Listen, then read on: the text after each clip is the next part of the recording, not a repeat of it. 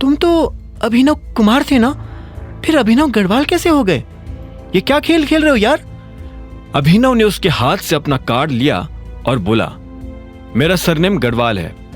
कुमार मेरे नाम के आगे अनाथ आश्रम वालों ने लगा दिया था, क्योंकि उन्हें मेरा असली सरनेम पता नहीं था। अच्छा, तो तुम्हें भी अपना सरनेम पता नहीं था? अनाथ आश्रम में तुम्हारी क्या याददाश्त चली गई थी क्या? हरीश ने तंज कसते हुए पूछा। अभिनव ने उसे घूरते हुए देखा और बोला, मेरे साथ जो हुआ, अगर वो तुम्हारे साथ हुआ होता तो याददाश्त के साथ साथ तुम भी कब के चले जाते ऊपर। अब मैं जाऊं? अभिनव के ये तेवर देख किसी की कुछ भी कहने की हिम्मत नहीं हुई। कोई उसे हाँ में सिर हिलाकर यह भी नहीं कह पा रहा था कि वो जा सकता है। ऐसे में अभिनव खुद वहां से निकल गया। अभिनव जैसे ही अपनी गाड़ी के पास आया तो उसे फिर से अनन्या की चिंता होने लगी। उसे समझ नहीं आ रहा था कि अब उसे क्या करना चाहिए। अनन्या की गाड़ी पार्किंग में नहीं थी। अभिनव समझ चुका था कि वो घर जा चुकी है। ऐसे में अभिनव भी गाड़ी में बैठा और अनन्या के घर जाने के लिए निकल पड़ा। जैसे ही वो अनन्या के घर पहुंचा और गाड़ी पार्क की तो उसने देखा कि वहां एक गहरे नीले रंग की गाड़ी खड़ी थी। वो अनन्या की गाड़ी तो नहीं थी, लेकिन उसे देखकर लग रहा था कि वो किसी रईस आदमी की गाड़ी है। उसी के बगल में अनन्या की गाड़ी भी खड़ी थी। अभिनव ने ज्यादा दिमाग नहीं लगाया और घर के अंदर दाखिल हो गया। जैसे ही वो अंदर घुसा तो उसे एक अजीब सी डिओड्रेंट की महक आई। ऐसी खुशबू उसे इस घर में पहले कभी नहीं आई थी। तुम्हारा बहुत बहुत शुक्रिया, अगर तुम नहीं होते तो पता नहीं आज। इतने में अभिनव को राजीव की आवाज सुनाई दी। वो पता नहीं किससे बात कर रहा था। अभिनव अंदर पहुंचा तो उसने देखा कि एक लंबा सा आदमी राजीव और शर्मिला के सामने खड़ा था। उसकी पीठ अभिनव की तरफ होने की वजह से अभिनव उसे देख नहीं पा रहा था, लेकिन शर्मिला के चेहरे पर फैली हुई मुस्कान देखकर अभिनव की समझ में आ गया था कि वो उस लड़के को बहुत पसंद करती थी। ठीक है, तो अब मैं चलता हूं, इतने में उस लड़के ने कहा और अभिनव की तरफ पलट गया। जैसे ही शर्मिला की नजर अभिनव पर पड़ी तो उसके चेहरे का नक्शा बदल गया। उसने कड़वी जुबान में अभिनव से कहा, ये चिराग है। तुम जब शराब के नशे में धुत थे तब उस गुंडे से चिराग ने ही अनन्या को बचाया है। ये सुन अभिनव चिराग की तरफ देख रहा था। उसने चिराग के बारे में सुना तो बहुत कुछ था, लेकिन आज देख पहली बार रहा था। उसके कद और अभिनव के कद में ज्यादा अंतर नहीं था। चिराग दिखने में काफी हैंडसम था। उसने फॉर्मल्स पहने हुए थे जो उसके कसे हुए बदन पर काफी अच्छे लग रहे थे। उसे देखते हुए अचानक ही अभिनव के मुंह से निकला, कैसे? कैसे? तुम ये पूछ रहे हो कि कैसे? तुम्हें तो उल्टा ये कहना चाहिए कि थैंक यू, लेकिन ये तो तुम्हें किसी ने कहना सिखाया नहीं होगा। शर्मिला ने कुड़ते हुए कहा। अभिनव का माथा घूम गया। सारी मेहनत उसने की और सारा क्रेडिट चिराग लेकर जा रहा था। इससे पहले कि वो आगे कुछ कह पाता, शर्मिला ने मुस्कुराते हुए कहा, चिराग इस घर का दामाद होने वाला है।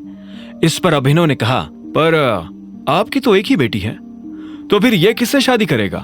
बेवकूफ, मेरी जो एक बेटी है ये उसी से शादी करने वाला है। ये सुनकर चिराग के चेहरे पर हंसी आ गई। उसने हाथ मिलाने के लिए अभिनव की तरफ हाथ बढ़ाया और बोला, नाइस टू मीट यू। अभिनव ने भी उससे हाथ तो मिलाया, लेकिन उसके हाथ को जोर से दबाते हुए बोला, तुम्हें पता नहीं कि अनन्या पहले से शादीशुदा है और उसका पति मैं हूं। इसके बाद अभिनव ने उसका हाथ इतनी जोर से दबाया कि चिराग का हाथ दुखने लगा। ये देखते हुए शर्मिला बोली, क्या कर रहे हो? जान से मार दोगे क्या बेचारे को, गुंडे कहीं के? अभिनव ने चिराग का हाथ छोड़ दिया। शर्मिला ने आगे कहा, क्या कर रहे थे तुम ये? तुम्हें क्या लगता है कि ये तुम्हारी तरह हर जगह लड़ाइयां करता फिरता है? ये एक अच्छा सभ्य और खानदानी लड़का है। अनन्या तुम्हारी पत्नी नहीं है। तुम अपने आप को उसका पति मान सकते हो, लेकिन टेम्पररी उसका परमानेंट पति तो चिराग ही बनेगा। चलो चिराग, मुझे एरो गैरो के मुंह लगना पसंद नहीं है। और वो चिराग को अपने साथ वहां से ले गई। ये सब सुनते ही अभिनव का सिर दुखने लगा था। उसे समझ नहीं आ रहा था कि अब उसे आगे क्या करना चाहिए। मुझे लगा था कि मैं अपनी बेटी के मामले में तुम्हारे ऊपर थोड़ा बहुत भरोसा कर सकता हूं, लेकिन आज जो तुमने किया उसके बाद मेरा वो भरोसा भी टूट गया।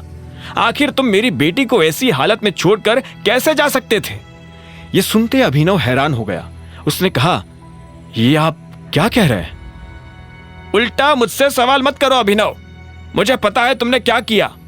जब कोई गुंडा अनन्या को तुम्हारी आंखों के सामने परेशान कर रहा था, तब उसे ऐसी हालत में छोड़कर तुम भाग गए। सच में मैं तुमसे बहुत डिसअपॉइंट हुआ। मुझे नहीं लगता कि तुम मेरी बेटी से शादी करने के लायक भी हो। इतना कहकर राजीव भी अंदर चला गया। अभिनव हैरानी भरी नजरों से उसे जाते हुए देख रहा था। उसे समझ में आ गया था कि यह सारी कहानी उन दोनों को और किसी ने नहीं बल्कि चिराग ने सुनाई थी। अभिनव को ऐसा लग रहा था कि उसके साथ धोखा हुआ है। वो चिराग से इस बात का बदला लेना चाहता था। वो चिराग को उसी की दवा का स्वाद चखाना चाहता था। अभिनव गुस्से में अनन्या के कमरे में आ गया था। जब वो अंदर पहुंचा तो उसने देखा कि अनन्या सो चुकी है। अभिनव अपने आप को अनन्या को ठहर कर देखने से रोक नहीं पाया। वो सच में काफी सुंदर लग रही थी। अभिनव ने अपना सामान एक कोने में आहिस्ता से रख दिया। वो नहीं चाहता था कि अनन्या की नींद खराब हो। वो धीरे से उसके बिस्तर पर आया और कंबल ओढ़कर उसके पास लेट गया। अभिनव ने अपनी आंखें बंद कर ली थी और उसकी आंखों के सामने वही रात ताजा हो गई थी जब वो पहली बार ऐसे अनन्या के कमरे में न जाने कैसे पहुंच गया था। अब आगे क्या होने वाला था? क्या अनन्या और अभिनव की ये नजदीकी उन्हें एक दूसरे के दिल में जगह बनाने देगी? क्या अभिनव और अनन्या को एक दूसरे से प्यार हो जाएगा? और क्या करने वाला था अभिनव चिराग के साथ? आगे की कहानी जानने के लिए देखें अगला एपिसोड सिर्फ पॉकेट एफएम के यूट्यूब चैनल पर, और द रिटर्न ऑफ टाइगर के सारे एपिसोड्स को सुनने के लिए डिस्क्रिप्शन में दी लिंक से डाउनलोड करें पॉकेट एफएम ऐप।